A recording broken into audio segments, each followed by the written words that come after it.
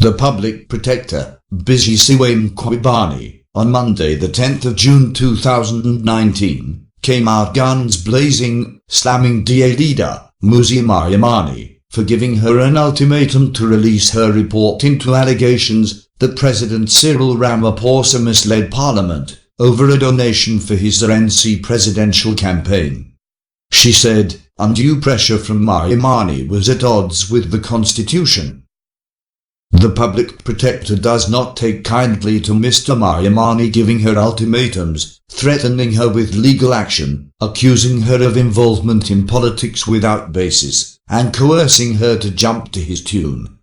The public protector is, in terms of the Constitution, an independent and impartial institution that must execute its powers and perform its functions without fear, favour or prejudice, said Maimane's spokesperson, Opa Sigli. Maimane lodged a complaint with Maimane's office after Ramaphosa clarified his initial oral response on the 500,000 rand he received from Bosasa chief executive, Gavin Watson, as a payment made to his son, Andile Ramaphosa. On Monday, Maimane wrote to Maimane, asking her to release the full unredacted report in the next 48 hours. This came after a report was leaked to the Sunday Independent, saying Maimane had found Ramaphosa guilty of inadvertently misleading Parliament and failing to declare the Bosasa donation. In Maimane's letter, seen by independent media, he said the report was 6 months overdue. I therefore respectfully request that you release the full unredacted report within the next 48 hours. The DA is considering legal options, should you fail to do so, reads the letter. I trust that this request will receive the urgent attention it warrants, he said. Sigli said, the Constitution stated that no person or organ of state could interfere with the functioning of the public protector. As it was previously indicated to Mr. Maimane, the investigation in question is ongoing and the protector asks for space to do her work without interference. Sigli also said Maimane was aware that in terms of the Executive Members Ethics Act, she was to have submitted a report on her investigation within 30 days of receipt of Maimane's complaint. However, she is also aware that in terms of the same law, if she reports at the end of the 30 days that the investigation has not yet been completed, as is the case now, she ought to submit another report when the investigation has been completed.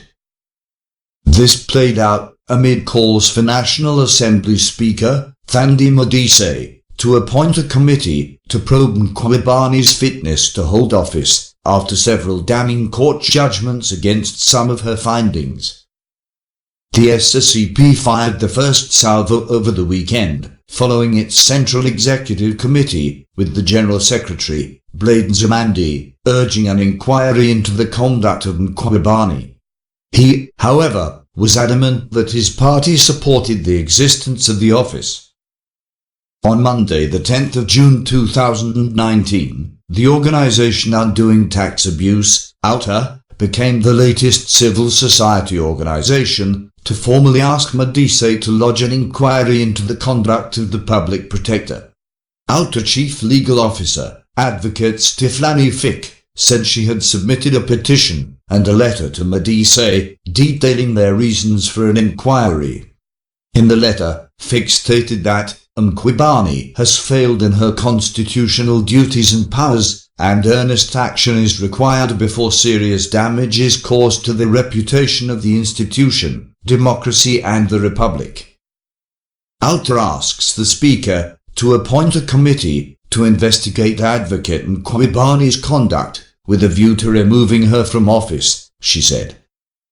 Fick noted that Maimane was appointed in October 2016, but less than 3 years into her 7-year term, there had been a series of blunders relating to her own conduct or to her investigations and subsequent reports.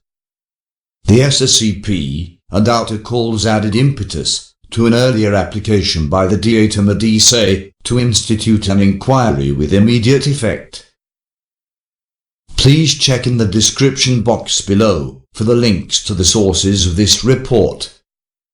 Thanks for watching. Please comment, like, share and subscribe.